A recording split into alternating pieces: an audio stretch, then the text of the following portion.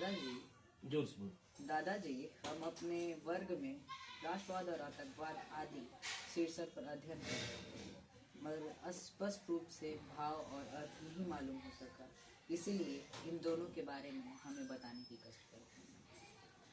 बाबू, राष्ट्रवाद और आतंकवाद के बारे में आप जानना चाहते हैं जी। तो पहले ये मालूम कीजिए, हम लोग बात करेंगे राष्ट्रवाद के बारे में।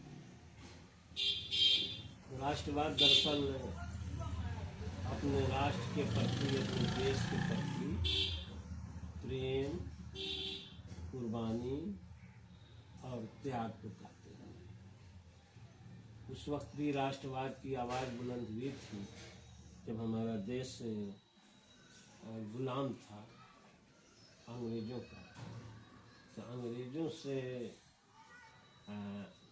आज़ादी हासिल करने के लिए हमारे देश में हिंदू, मुसलमान, सिख, ईसाई हर धर्म के लोगों ने अपने अपने धर्म को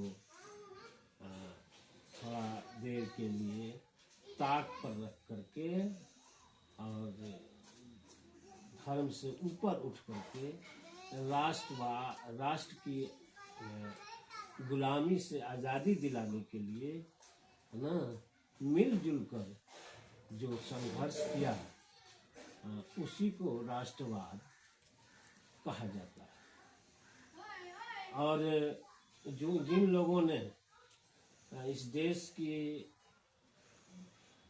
कामयाबी के लिए, इसकी तरक्की के लिए, इसको आज़ादी दिलाने के लिए जो कुर्बानियाँ दी, जो त्याग किया, जो बलिदान दिया, उसी को राष्ट्रवादी कहा जाता है। राष्ट्रवादी इसका नाम नहीं है कि अपने ही देश के किसी खास समुदाय, खास संप्रदाय और खास मजहब के मानने वालों को बुरा भला कहना, उनको गद्दार कहना, उनको देशद्रोही कहना, ये राष्ट्रवाद नहीं है। ये इस तरह की बातें हैं कि जो लोग देश को गुलामी से आज़ाद कराने के लिए उस वक्त जिन जिन लोगों ने तहरीकें चलाई, संघर्ष किया, संगठन बनाया, तो यहाँ के लोगों ने तो उन्हें राष्ट्रवाद कहा, राष्ट्रवादी कहा, लेकिन उल्टे उसके विपरीत अंग्रेजों ने उसको देशद्रोह कहा। तो देशद्रोह दरअसल ये है कि देश का अहित करना, देश के कानूनों की पालन नहीं करना, देश का जो संविधान है उसका उल्लंघन करना, ये राष्ट्रद्रोह है। चंद अपने फायदे के लिए देश के संपत्ति को बेच देना, अपने ही देश के लोगों को अपने कामों से मतलब कि उनको दूर कर देना, आपस में वैमनस्य और भाईचारगी को ख़त्म कर देना, नफरत पैदा करना, ये देशद्रोह है। और हर वह काम जो लोगों को एक दूसरे से जोड़े और मिलजुल कर देश की आज़ादी में हिस्सेदार बने, देश के तरक्की में हिस्सेदार बने, उसको कहा जाता है राष्ट्र प्रेम या राष्ट्रवाद या राष्ट्रवादी। इसको थोड़ा सा इस तरह समझ लो कि जैसे एक आदमी ट्रेन का सफ़र कर रहा है और वह जो है टिकट लेकर के ट्रेन का सफ़र कर रहा है और ये समझ कर रहा है कि इस देश के तरक्की में ये हमारा मामूली जो पैसा है, जो हम टिकट का पैसा दे रहे हैं, हालांकि उससे फ़ायदा उठा रहे हैं, तो इसको कहा जाता है राष्ट्रवाद। और किसी भी तरह से अपने मतलब कि एक्शन से, अपने कार्य से देश को नुकसान में डालना, उसको घाटे में डालना, देश के अंदर जो प्रेम है, भाईचारा है उसको खत्म कर देना, इसको कहा जाता है राष्ट्रद्रोह। यानी राष्ट्र के निर्माण में हिस्सा लेना राष्ट्र प्रेम है, राष्ट्रवाद है, राष्ट्रीयता है। और राष्ट्र को विघटन करना, उसको नुकसान पहुंचाना, उसके जो संप्रभुता है उसको किसी तरह से चोट पहुंचाना, इसी को कहा जाता है राष्ट्रद्रोह। ये बात समझ में आ गई। दूसरा जो सवाल आपका है वो ये है कि आतंकवाद किसे कहते हैं, ये ना। तो आतंक मन होता है भय, डर, दहशत।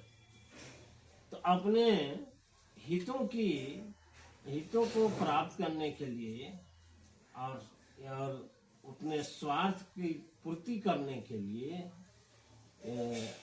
किसी भी कौम को या किसी भी कौम में आतंक फैलाना, इसको कहा जाता है आतंकवाद। ये आतंकवाद किसी धर्म और संप्रदाय से जुड़ा हुआ नहीं है। हर वह व्यक्ति जो अपने स्वार्थ के लिए, अपने फायदे के लिए, अपने अधिकारों की पूर्ति करने के लिए, अपनी कामयाबी या तरक्की के लिए सिर्फ दहशत फैलाए, कानून की व्यवस्था से अलग हो जाए।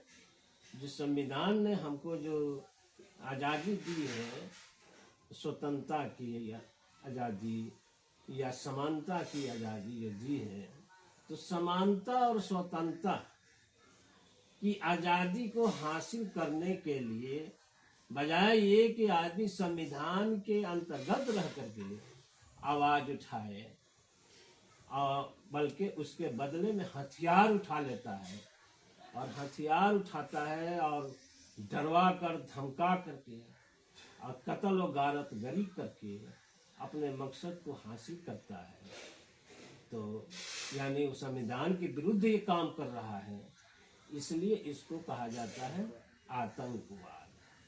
वाद मतलब होता है एक व्यवस्था। अब चाहे व्यवस्था बजाबता मतलब शांति के साथ कायम किया जाए तो राष्ट्रवाद हो गया, और अब वो अपनी स्वार्थ की पूर्ति डरवा धमका कर किया जाए तो इसको कहा जाता है आतंकवाद। आतंक मतलब डर और भय और दहशत के जरिए से।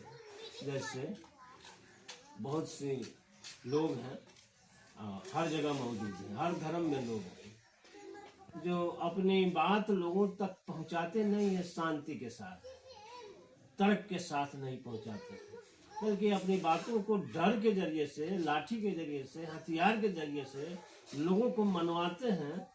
उसको कहा जाता है आतंकवाद।